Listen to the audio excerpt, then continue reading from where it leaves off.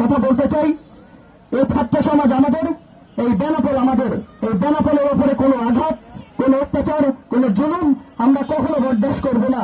আমরা আসসালামু আলাইকুম বন্ধুরা, কেমন আছো সবাই? স্বাধীন দেশের স্বাধীনকামী জাতি হতে পেরে আমরা প্রত্যেকে আজ আনন্দিত। তাই আজকের এই আনন্দের দিনে যারা দেশকে নতুনভাবে স্বাধীন করেছেন তাদেরকে আমরা স্মরণ করব। আজ বেনাপোল বলফিল্ডে তারই আয়োজন করা হয়েছে। তো আমি এখানে সন্ধ্যার একটু আগেই চলে আসছি।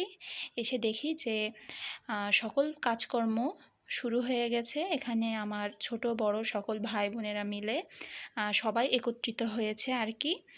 তো সবাই মিলে একত্রে একসাথে আমরা কাজে লেগে পড়েছি, যাতে আমরা সন্ধ্যাটা আমাদের শহীদ ভাইদেরকে ভালোভাবে স্মরণ করতে পারি। তো এখানে আমরা সবাই মিলে শহীদ ভাইদের স্মরণে প্রজ্বলিত মোমবাতি দিয়ে তাদেরকে আমরা শ্রদ্ধা ও শহীদ সম্মান দেব। তো সন্ধ্যা প্রায় হয়ে আসছে, আর এই যে এখানে আমরা সবাই মিলে প্রত্যেকে হাতে হাতে একটি করে মোমবাতি নিয়ে নিয়েছি, যে যার জায়গা থেকে সবাই মিলে একসাথে আজকে আমরা আমাদের শহীদ ভাইদেরকে স্মরণ করব বলে। আজকের এই জেনারেশান হয়তো 1971 দেখেনি 52-র আন্দোলন, কিন্তু আজকের এই জেনারেশন 2024 দেখেছে মুগ্ধসহ অসংখ্য রফিক জব্বারকে। তারা যেন তাদেরই প্রতিচ্ছবি। তো আজকের দিনটাতে আমরা সবাই মিলে বেনাপোলে যত ভাই বোনেরা আছে আর কি, শিক্ষার্থীরা বিশেষ করে সবাই মিলে আমরা একত্রিত হয়েছি। তো এই যে আমার পাশে আমার বোনও আছে।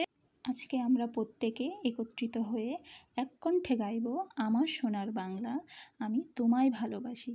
আমরা তো এই স্বাধীন দেশটাকেই চেয়েছিলাম, যে স্বাধীন দেশে আমরা সকলেই স্বাধীনভাবে নিজস্ব বক্তব্য রাখতে পারবো, দেশকে সংস্কার করতে পারবো, দেশকে এগিয়ে নিয়ে যেতে পারবো।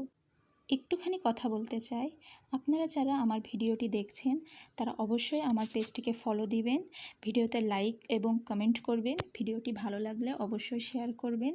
আমার পেজটি যেহেতু নতুন, আমি চাই যে এদেশের ছাত্র সমাজ যেভাবে একত্রিত হয়েছে ঠিক সেভাবে আপনারা সবাই মিলে আমার পেজটিকে সাপোর্ট করবেন।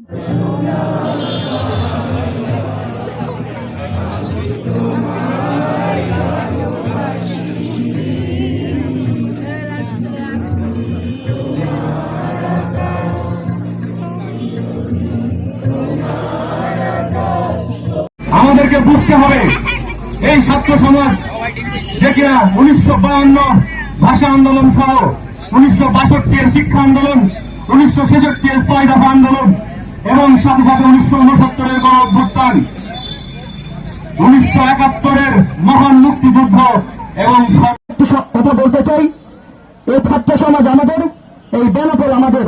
এই বেনাপোলের উপরে কোনো আঘাত, কোনো অত্যাচার, কোনো জুলুম আমরা কখনো বরদাস্ত করব না। আমরা যেখানে অন্যায় দেখব, যেখানে অত্যাচার দেখব, সেখানে বৈষম্য বিরোধী ছাত্র সমাজ আওয়াজ তুলবে। আপনারা কি আওয়াজ তুলবেন?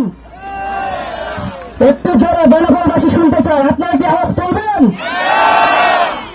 আপনাদের কাছ থেকে আসলে বেনাপোলবাসী এটাই প্রত্যাশা করে, এটাই আশা করে। আমি বক্তব্য বেশিক্ষণ দীর্ঘায়িত করবো না।